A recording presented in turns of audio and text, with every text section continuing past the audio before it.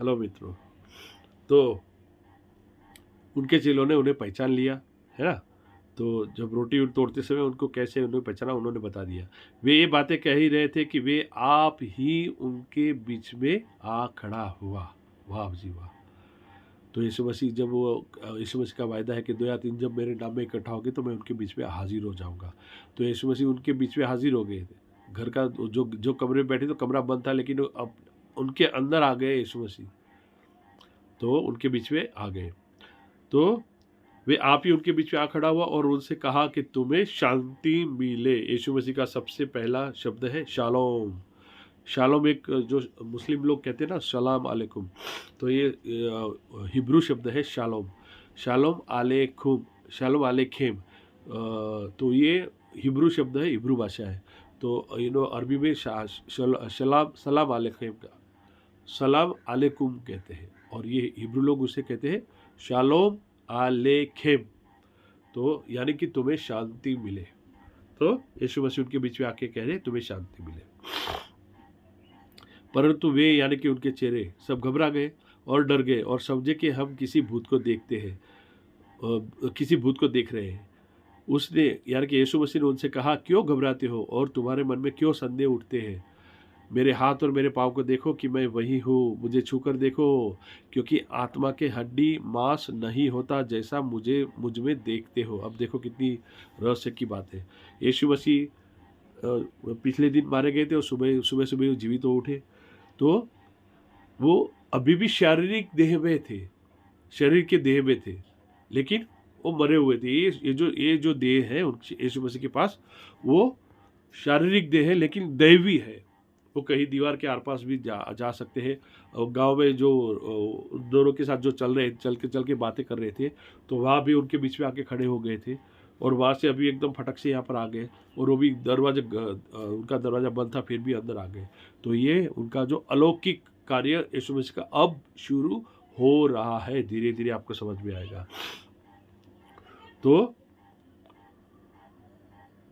यीशु मसीह ने कहा कि आत्मा को हड्डी और मांस नहीं होती, लेकिन उसी वक्त यीशु मसीह को हड्डी और मांस हुआ था, क्योंकि अभी 40 दिन हुआ नहीं था। 40 दिन के बाद यीशु मसीह ऊपर स्वर्ग में चढ़ाया जाएगी, आपको भी वो बताऊंगा आपको। तो मेरे हाथ और मेरे पाँव को देखो कि मैं वही हूँ, मुझे छूकर देखो, क्योंकि आत्मा के हड्डी मांस नहीं होता जैसा मुझ में देखते हो। यह कहकर उसने उन्हें अपने हाथ और पाँव दोनों दिखाए यीशु मसीह ने।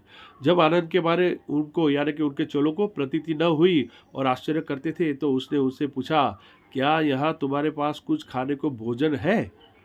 तो उन्होंने उसे भुनी हुई मछली का टुकड़ा दिया। अब वहाँ पर तो खाने पीने में यही चीज़ था, हमारे यहाँ तो सब्जी रोटी सब कुछ है, लेकिन वहाँ तो रण प्रदेश है पूरा। तो वहाँ तो वो भेड़ बकरी मांस मटन मच्छी जो वही खाते पीते थे, है ना? तो रण प्रदेश था वहाँ, रण प्रदेश था पूरा। पूरी बालू बालू चारों तरफ रण प्रदेश था। तो आपको समझना चाहिए कि वहाँ पर भेड़ बकरियों का ही ज़्यादा होता है, वहाँ सब्जी बहुत कम होती है। तो हमारे यहाँ सब्जी ज़्यादा होती है। तो उसने यानी कि यीशु मसीह ने लेकर उनके सामने खाया, क्या? मछली। फिर उसने उनसे कहा, ये मेरी बातें जो है ये मेरी वे बातें हैं जो मैंने तुम्हारे साथ रहते हुए तुमसे कही थी, कि अवश्य है कि जितनी बातें मूसा की व्यवस्था और भविष्यवक्ताओं और भजनों की पुस्तकों में मेरे विषय में लिखी है, सब पूरी हो। यानी कि यीशु मसीह के बारे में उनके पहले 4,500 पहले, 2,500 साल पहले, 600 साल पहले, 400 साल पहले जो भी बातें लिखी गई थी, वो सारी बातें उनको सब समझा दी यीशु मसीह ने, और वो सब बातें पूरी हो। तब उसने पवित्र शास्त्र बुझने के लिए, समझने बुझने की बातें, तो यीशु मसीह ने पवित्र शास्त्र समझने बुझने के लिए उनकी समझ खोल दी। अब आप लोग भी अगर यीशु मसीह की बातें पढ़ोगे तो वो आपकी भी समझ खुलती जाएगी।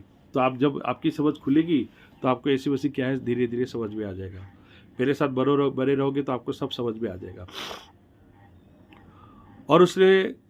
और उनसे कहा, यो लिखा है कि मसीही दुख उठाएगा और तीसरे दिन मरे हुओं में से जी उठेगा। यीशु मसीह ने ये सारी बातें उनको बताई।